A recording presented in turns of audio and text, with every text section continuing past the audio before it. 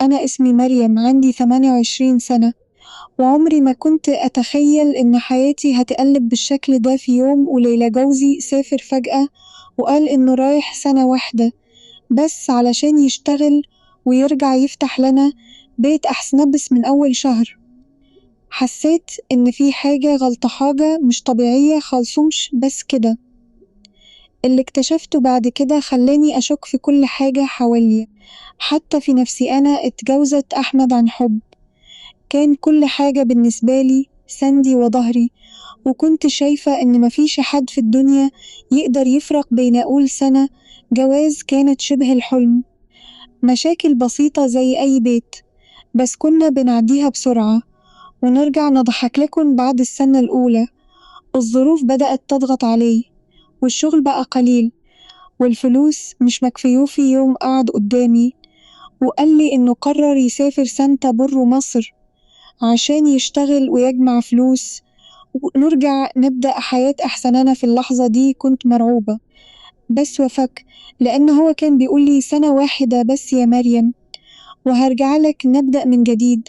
كنت مصدقاه، أو يمكن كنت عايزة. قصدك أول شهر كان طبيعي، مكالمات كل يوم، صوت ضحك، كلام حب، خطط للمستقبل. بس بعد كده المكالمات قلت فجأة بقى يرد بعد ساعات، وبعدين يوم، وبعدين يومين، للحد ما بقيت أنا اللي بتصل وهو اللي يرد لو فاضية. الغريب إن صوته كان متغير، مش نفس أحمد اللي أعرفه. كنت بقول يمكن تعب شغل أو ضغط الغربة، بس جوايا كان في إحساس بيخوفني. وفي مرة كلمته بالليل سألته سؤال بسيط: أنت كويس؟ سكت ثواني وقال لي أيوه.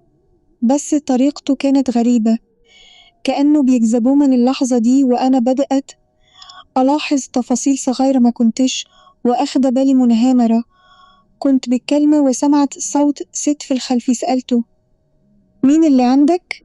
قال لي بسرعة دي شغل يا مريم، متفكريش كتير. بس صوته كان متوتر. أول مرة أحس إن قلبي وقع في رجلي.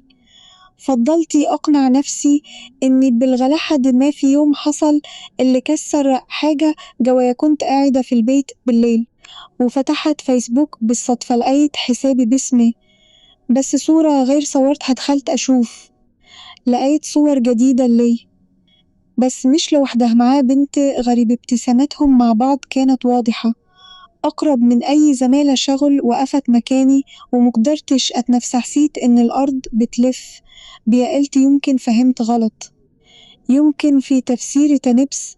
لما شفت عليك مكتوب تحت صورة أجمل أيامنا سوا، اتكسرت حاجة جوايا.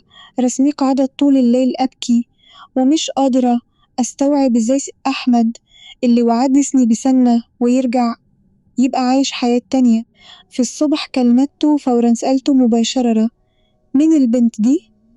سكت، سكت طويل أوي، وبعدين قال لي مفيش حاجة زي ما انتي فاهمة.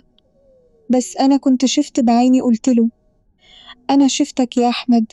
وساعتها صوته اتغير تماما وقال لي مريم بلاش نكبر الموضوع.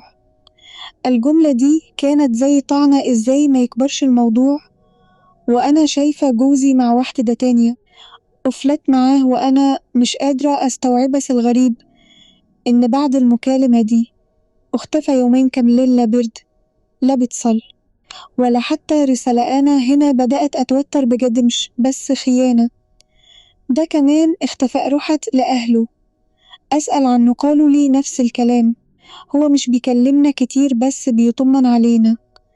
يعني حتى أهله مش عارفين هو بيعمل إيه. حسيت إني عايشة في كذبة كبيرة.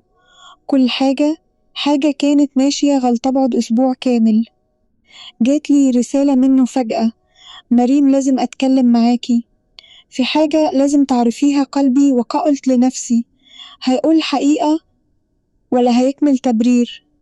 اتصلت بيه فورا، والمكالمة اللي حصلت دي كانت بداية انهيار كل حاجة كنت فاكرة إني فهمها. صوته كان مختلف، أهدى، كأنه قرر يعترف. قال لي جملة واحدة: أنا اتجوزت هنا في اللحظة دي.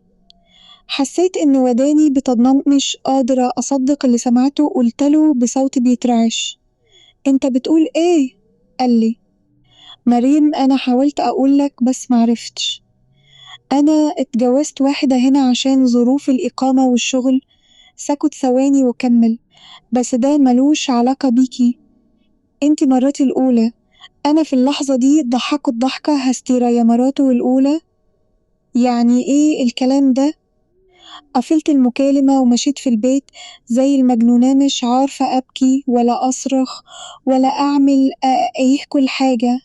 اتكسرت جوايا مرة واحدة، بس الغريب إن بعد اللي قاله ده اكتشفت حاجة أخطر بكتير. البنت اللي كانت في الصورة طلعت مش زوجته الجديدة، بس دي كانت جزء من قصة أكبر أنا كنت غايبة عنها تماما. في نفس الليلة جالي اتصال من رقم غريب، صوت بنت بيقولي: انتي مريم؟ أنا لازم أحذرك، أحمد مش زي ما انتي فاكرة. قلبي وقف وقالت لي جملة عمري ما أنساها: هو مش بس اتجوزني، هو بيخدعنا كلنا. وساعتها بدأت الحقيقة الحقيقية تظهر، حقيقة هتقلب حياتي كلها رأسا على عقب.